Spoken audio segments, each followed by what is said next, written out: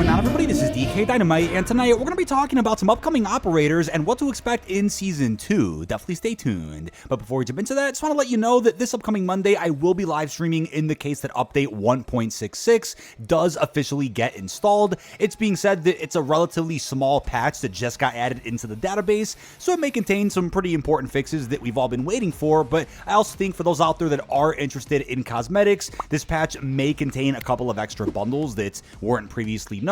There's quite a bit of time left until the launch of Season 2, which is going to be at the end of this month, and as of now, there are only a handful of bundles that have yet to drop. Again, if you don't care about bundles, I totally respect that, but I cover everything here on the channel, of course. With that being said, as far as operators we could expect in Season 2, let me know down below in the comments which characters from the BO6 campaign that aren't currently playable should be added in within a future season. Obviously, we all expected Savate Dumat to get added, and she was essentially the focus of Season 1 through the Battle Pass. We have yet to see Felix as a playable operator. I'm sure they're going to add him in the next season or two at the very latest, but obviously, as we see with many Call of Duty titles, you'll get plenty of cool and maybe even memorable campaign characters that don't actually get operator packs or the ability to be played as until a much later season of that Call of Duty cycle. Now, as we see with just about every season of COD, we'll typically get around 2 new and original characters in that season's Battle Pass,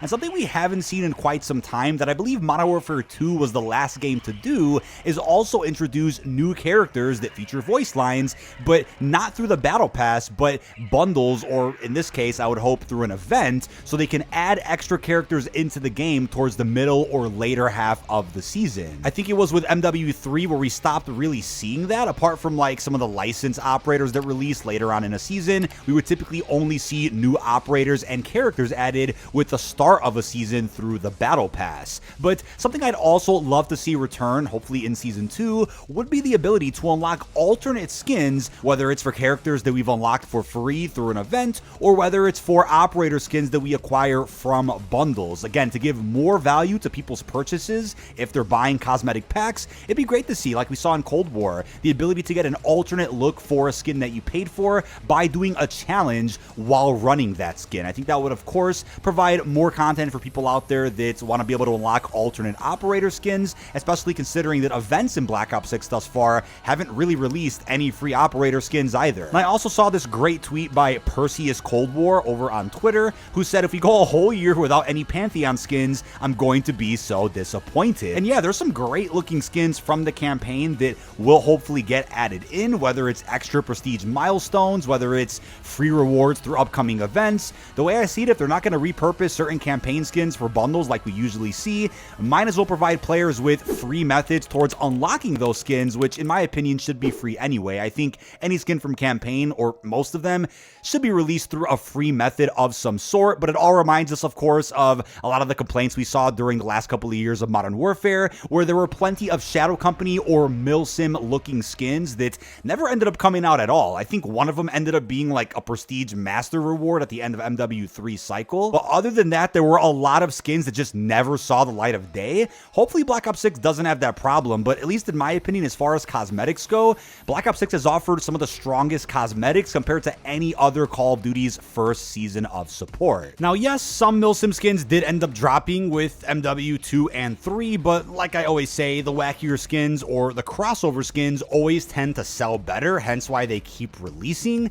If the Milsim skins sold the best, then you would certainly see many more of them throughout the live seasons. Now, something I brought up in a recent video where I talked about the event pass for the Squid Game update is that if they're going to be adding in more microtransactions into Call of Duty, whether that's because they're making up for the lost sales because of Game Pass, whether it's because of something else, no matter what the case is, if they're going to be adding in more MTX, at least allow us to maybe unlock COD points through some type of method while playing the game, just so that if they want to release some standalone skins that maybe would require a new type of menu option for a couple hundred COD points, then we can use the minimal COD points we'd be earning, because it likely wouldn't be much, to acquire new operator skins or variant looks, or we could even, of course, just save the COD points we could be earning for future battle passes and bundles. We just hope to see a change like that goes in the right direction, so that the sentiment surrounding microtransactions changes a lot more for the Call of Duty franchise. Some folks did point out that although Fortnite is free, if you pay for the subscription, you do get quite a few V-Bucks on a monthly basis. Would love to see Call of Duty also go down that route, especially considering some folks out there do just play Warzone, which is free to play. So why not get the opportunity to get some monthly or free COD points, which would be different from anything we've seen before. Now, this could also be a skin that ends up getting released in the next season or two. This could be scrapped, or it could be a look at a future Blackcell offering.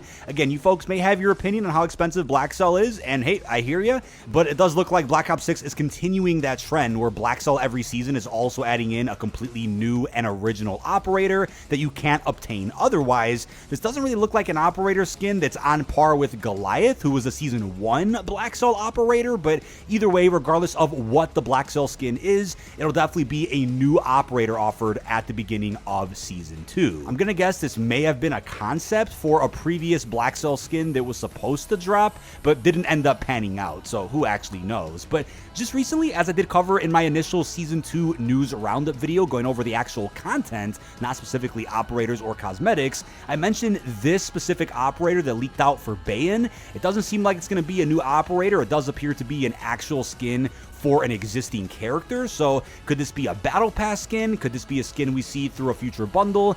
Who actually knows? But there have obviously been plenty of comparisons from this skin to other properties. I don't believe this is a crossover skin of any sort, but it's certainly a bit of a different skin. Looks pretty damn cool and is being speculated to be a Season 2 cosmetic, since that's probably the only reason why it must have popped up with the recent title update that added the Squid Games content. But like I've mentioned plenty of times before, if you don't care about skins or bundles, I hear you. Like I've always mentioned, I cover everything here on the channel, and I do offer timestamps in case you guys want to skip around from topic to topic. You guys know that you can rely on me to be your one-stop shop to go over everything going on in just about every game mode. But earlier today, a really interesting tweet went out that I can't really verify at all, and I do believe it's probably fake, but I'm going to mention it just in case. There's this tweet going around that was doing some numbers about apparently an artist named Molly Santana, who's supposed to get an operator skin in Black Ops 6. The images in question are pretty strange. They do appear to be a character model that was ripped and is now being labeled as a BO6 character.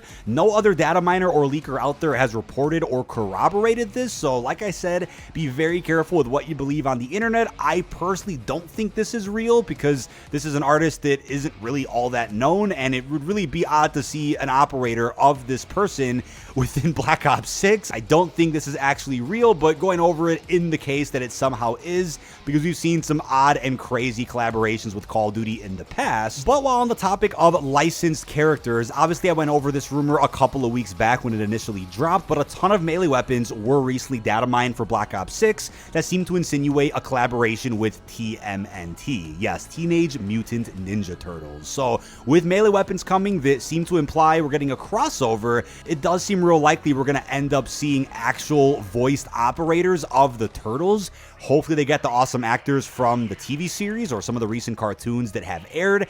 I'd also be curious to see, though, if this is a 90s TMNT collaboration and not just a collab with TMNT. Would it be the versions of the Turtles that we saw in live action with the crazy heads? I'd actually like to see that. I think that would actually fit pretty well with Black Ops 6, apart from just doing faithful Turtles as we've gotten. But again, that property was pretty popular during the 90s and still is to this day. So could definitely expect potentially 4 Turtle operators if the TMNT collab is going to be within Season 2, unless of course it was leaked out and isn't meant for like a future season or something. I'll keep you guys posted there. Now, by the off chance we also see collaborations with other rumored properties, I know Insider Gaming reported on Halo, Doom, and even Gears of War. By the off chance any of these collaborate with COD in Season 2, also expect operator skins for some of those iconic characters a part of those franchises, but I wouldn't expect collabs with those brands until much later in 2025, closer to the releases of specific games like Doom and Gears of War, which are expected to be releasing new titles in 2025. But I also want to wrap up with mentioning additional methods in which we can play as Adler and Park. presumably in Season 2. As of now, the only way to play as these characters is if you own the Vault Edition. I don't see this being the case for very long. I think we're going to end up seeing at least a bundle or two for each of these characters, so that for folks that didn't buy the Vault Edition, they'll be able to play as Adler and Park, preferably with their iconic looks, because the Vault Edition skins are pretty Power Rangey, a bit futuristic-ish. They don't exactly scream Adler and Park, so I think we're going to be seeing some campaign looks or just alternate looks in general of these fan-favorite characters that should become playable, preferably for free through an event or something, but more than likely through paid bundles at some point throughout Season 2. But that is about it. This has been dkdynamite. Leave our thoughts down below in the comment section. Just want to recap you guys a little bit on every known operator and what we could expect as far as characters with Season 2 beginning on January 28th. Stay tuned for additional coverage, especially as marketing does roll around. Really hope you've enjoyed, and peace out, everybody.